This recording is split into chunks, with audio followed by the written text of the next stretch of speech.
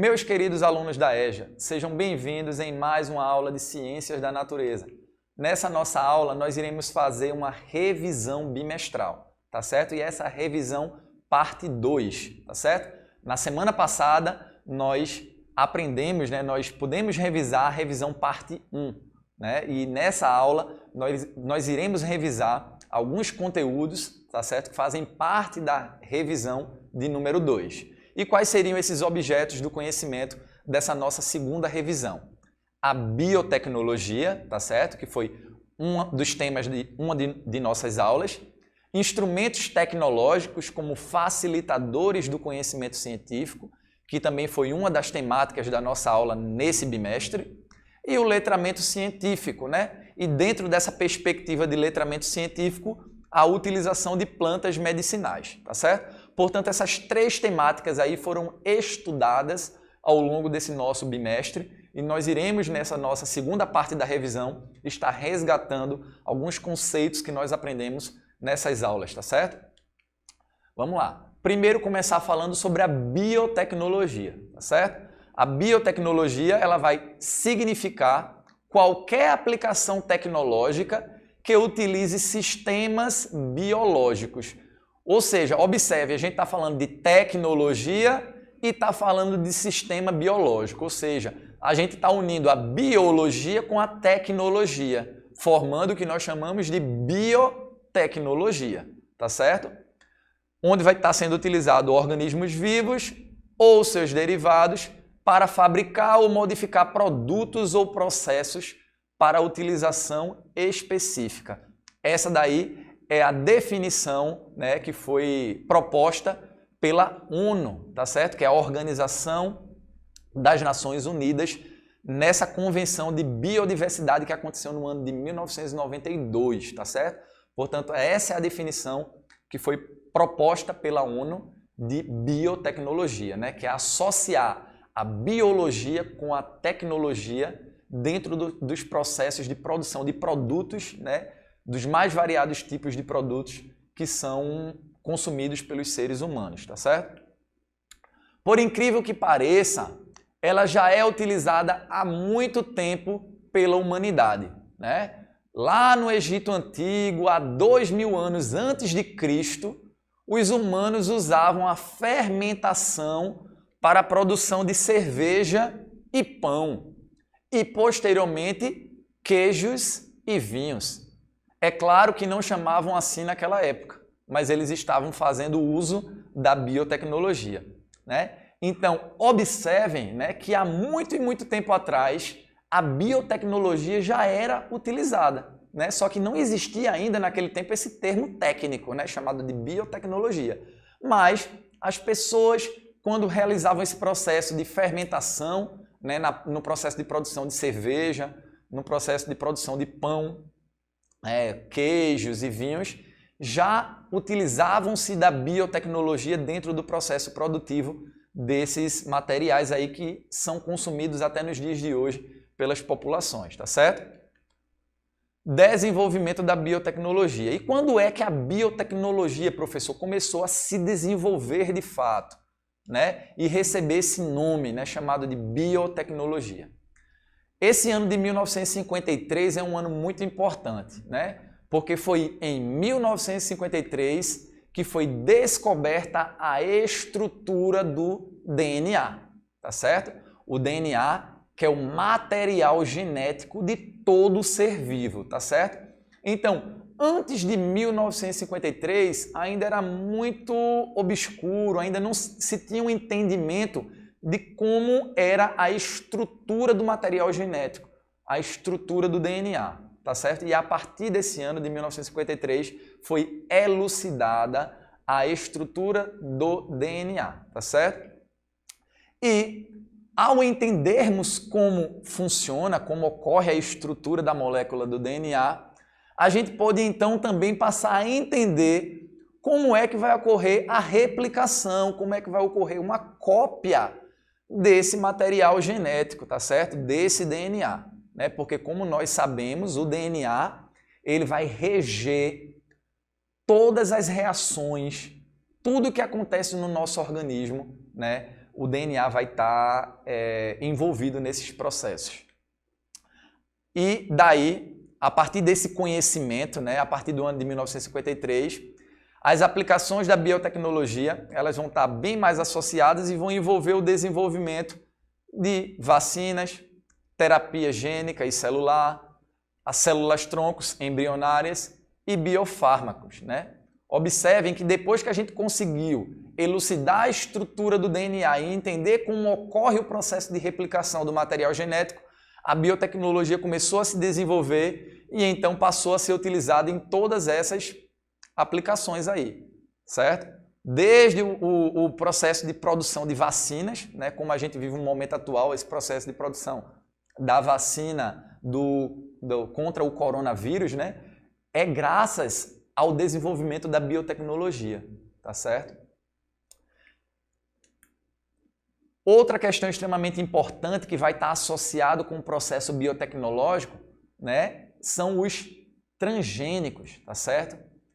Esses transgênicos são organismos que sofreram modificações no seu código genético, né? Ou seja, observem, né, que a elucidação da estrutura do DNA, o entendimento de como o DNA se replica, foi fundamental para começar a se desenvolver produtos, né, transgênicos, produtos em que ocorrem modificações no DNA para que aquela determinada espécie, no caso as plantas, possam de repente se tornar mais resistentes a um determinado agressor ambiental. Portanto, a gente consegue observar na imagem projetada alguns alimentos, né, que foram produzidos através de sementes transgênicas, né? Sementes que foram modificadas em laboratório, né? Fazendo com que determinadas plantas adquiram características que vão fazer com que elas se tornem mais resistentes. E eu até lembro que em uma das nossas aulas eu citei para vocês, né, que, por exemplo, vamos citar lá uma lavoura de milho, né? Em determinadas regiões do Brasil a gente sabe que a gente sofre com um processo de seca, né? Períodos do ano em que chove pouco, né? E de repente, em laboratório, a gente pode modificar aquela semente de milho e torná-la mais resistente a períodos prolongados de estiagem, fazendo com que a produção, né, lá daquela planta, caso tenha um período de seca, ela não caia drasticamente, porque aquela planta ela é mais resistente. Outras modificações são realizadas para que determinados tipos de insetos, por exemplo, que são pragas que consomem lavouras inteiras, eles não consumam, né, aquela determinada plantação.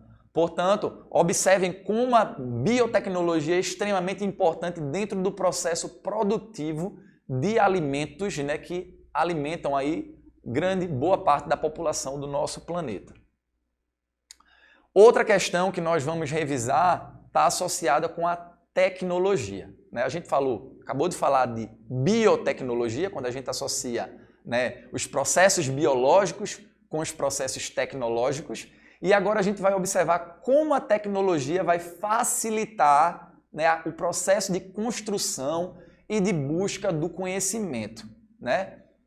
E o momento atual que a gente vive, ele não poderia deixar de ser um excelente exemplo dentro desse processo de mostrar para vocês de como a tecnologia é importante, né? A gente está vivendo um contexto pandêmico, um contexto de pandemia, né, onde a gente precisa ter um determinado distanciamento social.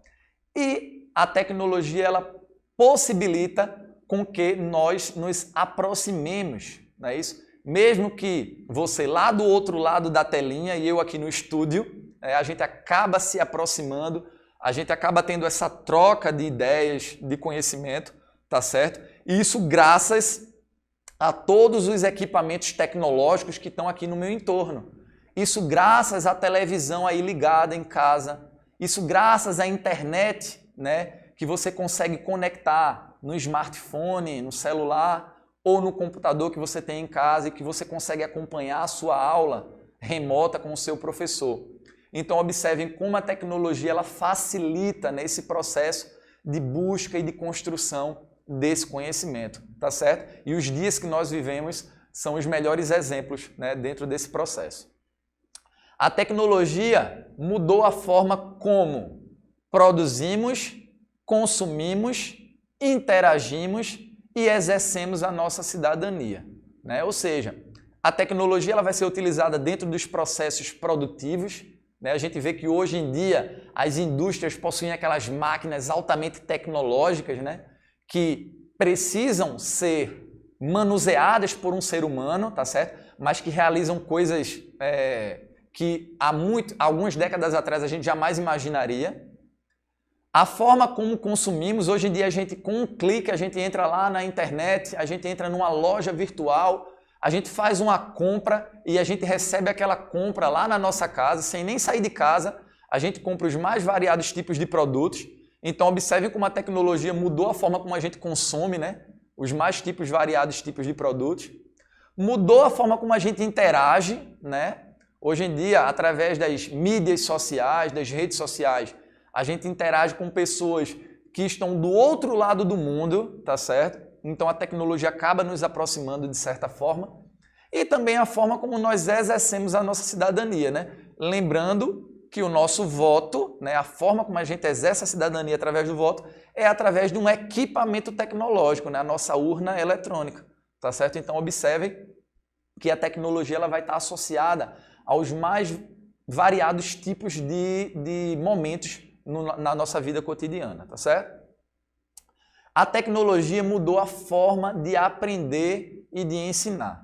E a gente consegue observar aí o aluno acompanhando a aula da sua professora com o computador, ou muitas vezes é com o celular, né? Pela telinha do celular aí, do seu pai, da sua mãe ou do seu, quando chega lá do trabalho, né? Passa o dia trabalhando, quando chega do trabalho vai pegar o celular e vai assistir a aula da professora, a aula do professor, tá certo? E construir esse conhecimento tão necessário. A tecnologia oferece qualidade. Quando se dispõe de recursos digitais, cada vez mais diversificados, dinâmicos e interativos, que ajudam o aluno a entender e aplicar o conhecimento. Então observem que a tecnologia ela pode ser nossa aliada. Ela pode e deve ser nossa aliada, tá certo? Dentro desse processo de construção do conhecimento. A tecnologia ela vai também oferecer contemporaneidade. Ela vai aproximar o professor do universo dos seus alunos, né, nesse século XXI. Como nós sabemos, né, os nossos estudantes, os alunos, vocês aí em casa, estão cada vez mais atualizados a respeito das mais novas variadas invenções tecnológicas. E o professor, ao estar imerso nesse mundo digital, nesse mundo tecnológico, né, esses instrumentos acabam mediando, acabam ajudando dentro desse processo de construção, quando bem utilizado, tá certo? Mas a tecnologia ela sozinha ela não vai resolver todos os nossos problemas, né? É preciso mesclar atividades online com atividades offline, o que chamamos hoje de ensino híbrido, não é isso? Ou seja, a gente vai estar dentro desse processo de construção, né, utilizando as ferramentas tecnológicas, mas também a gente precisa desse contato, né, para que a gente possa construir essa aprendizagem necessária. É preciso considerar a principal e insubstituível inteligência é a da pessoa humana, que está por trás de toda descoberta tecnológica. Porque muitas vezes a gente vê tanta tecnologia à nossa frente que a gente acaba imaginando que aquilo ali se desenrola sozinho, né? E por trás de todo equipamento tecnológico existe um ser humano que está manuseando, que criou aquele equipamento. Portanto, a mão de obra humana, ela jamais vai ser substituída, tá certo? Nós somos insubstituíveis. Os equipamentos tecnológicos, as ferramentas tecnológicas, elas são utilizadas como apoio às nossas práticas, mas não, de maneira alguma, vão substituir a ação humana. A tecnologia deve favorecer a potencialização das nossas capacidades e estimular a nossa reflexão para aprendizagem e crescimento, tá certo? Portanto, nós devemos utilizar a tecnologia como uma aliada, tá certo? Para que a gente possa fazer uma reflexão, né, e então desenvolver a nossa aprendizagem e crescermos profissionalmente naquilo que desejamos. Chegamos agora na terceira parte da nossa revisão, nessa nossa aula, que é falar sobre letramento científico, né? Trazendo a temática das plantas medicinais que são tão utilizadas na nossa vida diária, né? Nós sabemos que as plantas medicinais estão associadas com o consumo de ervas pela população para tratamento e cura de doenças, né? E esse consumo dessas ervas medicinais, dessas plantas medicinais, é muito antigo, tá certo? Existem relatos de uso dessas plantas desde 3.000 anos antes de Cristo, tá certo? Portanto, observe que o uso dessas plantas não é algo recente, é algo extremamente antigo.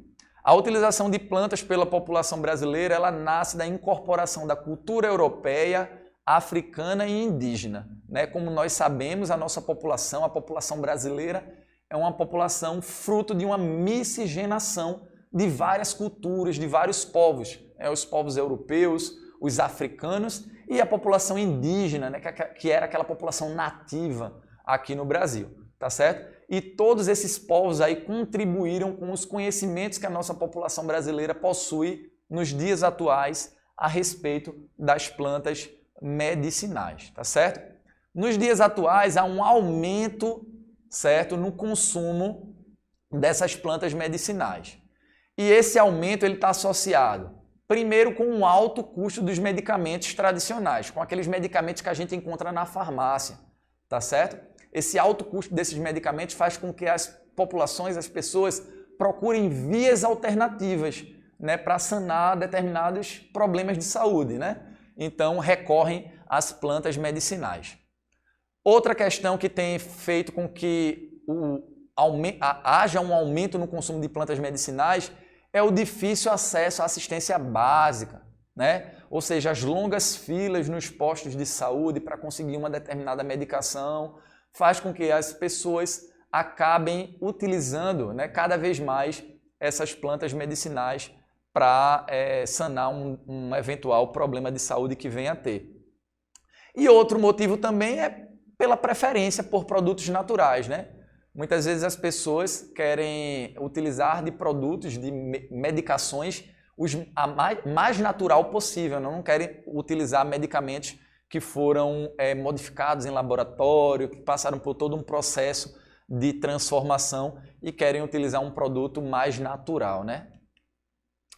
A OMS, que significa Organização Mundial da Saúde, né, fala que de 65% a 80% da população em países em desenvolvimento, e nesse caso aí inclui-se o nosso Brasil, o nosso país é um país em desenvolvimento, utilizam-se de plantas medicinais e muitas vezes esse recurso é o único para cuidados básicos de saúde. Ou seja, de acordo com dados dessa organização, de 65% a 80% da população dos países que estão em desenvolvimento se utilizam das plantas medicinais, né, como único recurso para cuidados básicos de saúde, né? Justamente por essas plantas ter um acesso mais fácil, por serem de baixo custo, tá certo? E a gente observa que vai haver utilização de chás. Essas plantas medicinais podem ser utilizadas também na culinária, tá certo? Na produção de garrafadas, banhos e óleos essenciais. Portanto, percebam que são os mais variados tipos de utilização que as plantas medicinais podem ter, tá certo? No Brasil, a indústria química, né, a indústria farmacêutica de cosméticos, né, que produz aqueles medicamentos que nós encontramos nas farmácias, passou por muito tempo, né, marginalizando as plantas medicinais, né, porque viu nas plantas medicinais um potencial concorrente dos seus produtos, daqueles produtos que nós conseguimos encontrar nas prateleiras das farmácias, tá certo? Só que o nosso Brasil, né, possui uma floresta chamada floresta amazônica. E essa floresta amazônica, ela abriga cerca de 50% de toda a biodiversidade de plantas do planeta Terra, tá certo? Então imaginem que lá na Amazônia nós encontramos os mais variados tipos de plantas medicinais, certo? Com efeitos medicinais. e elas de fato precisam ser aliadas da população. Nossa população precisa cada vez mais ter conhecimento a respeito dessas plantas medicinais, tá certo? Portanto, o conhecimento de plantas medicinais é uma das maiores riquezas, principalmente da cultura indígena, tá certo? Os povos indígenas que vivem nessa área da Amazônia, tá certo? Que vivem em todo o território brasileiro, possuem um grande conhecimento, uma enorme sabedoria a respeito da utilização dessas plantas medicinais. Como podemos utilizar as plantas medicinais em benefício à saúde? A gente pode utilizar essas plantas tanto in natura, tá certo? Quando a gente lá pega aquela planta e utiliza diretamente na produção de chás, ou na culinária, ou na produção de óleos essenciais, ou essas plantas medicinais também podem ser matéria-prima na fabricação de alguns tipos de medicamentos, tá certo? E eu trouxe para vocês alguns exemplos, né, de plantas medicinais que são utilizadas por nós no nosso dia a dia, né? Como o chá de camomila, né, que possui a função de ser um calmante. Portanto, quando a gente está estressado, a gente toma aquele chá de camomila para ficar mais calmo. O chá de boldo, certo? Esse chá de boldo ele possui como função estimular as funções do fígado. Portanto, quando a gente está com algum problema hepático, com algum problema no nosso fígado, a gente acaba consumindo esse chá de boldo, certo? Para curar esse problema no fígado. Chá de capim-santo, que vai ser utilizado para dores no estômago, tá certo? É um chá muito comum aqui na nossa região e é utilizado para esse fim. O chá de hortelã, que vai ter como função resolver problemas de má digestão, de enjoo, de vômitos. E uma pergunta que nós devemos nos fazer é: posso usar as plantas medicinais sem risco? Eu posso consumir plantas medicinais de forma indiscriminada e não ter nenhum tipo de risco? E a resposta seria não, não é verdade? A gente não pode utilizar as plantas medicinais de forma indiscriminada, porque o fato dela ser natural não significa que ela não possua nenhum risco para a nossa saúde, tá certo? Eu lembro de um ditado que o meu avô dizia, que a diferença entre o remédio e o veneno é a dose. Então, dependendo da quantidade que a gente consome de chá, ele, em vez de curar, em vez de melhorar um determinado problema de saúde, ele pode agravar ou até mesmo provocar um outro tipo de problema, tá certo? Portanto, a gente não pode sair consumindo plantas medicinais de forma indiscriminada, tá certo? A gente tem que consultar uma pessoa que tenha conhecimento, a sabedoria tradicional, certo? Ou até mesmo um médico, certo? Que indique determinados tipos de chás para que a gente não venha a ter um outro tipo de problema. Assim como existem compostos benéficos nas plantas, também existem os que podem fazer mal e são tóxicos, tá certo? Portanto, a gente precisa ter atenção nisso daí. E eu trouxe para vocês alguns exemplos de risco, né, que o consumo indiscriminado das plantas medicinais podem causar à nossa saúde. O primeiro deles, por exemplo, o boldo, né? Quando a gente consome de forma exagerada o chá de boldo, ele pode se tornar tóxico, tá certo? Ao nosso organismo. A canela, né? O chá de canela, a canela é extremamente abortivo. Então, as mulheres gestantes, né, não podem utilizar-se desse tipo de chá, tá certo? Porque ele é abortivo. A gente precisa ter bastante cuidado. O capim-limão, ele pode provocar azia, tá certo? A gente pode resolver um problema de má digestão, mas aí provocar azia, provocar um outro problema estomacal. E a camomila, que pode causar náuseas e insônia, né? Portanto, de repente a gente quer ficar mais calmo, a gente está estressado, quer ficar mais calmo, mas se a gente consumir de forma exagerada, a gente pode acabar tendo náuseas e tendo insônia, né?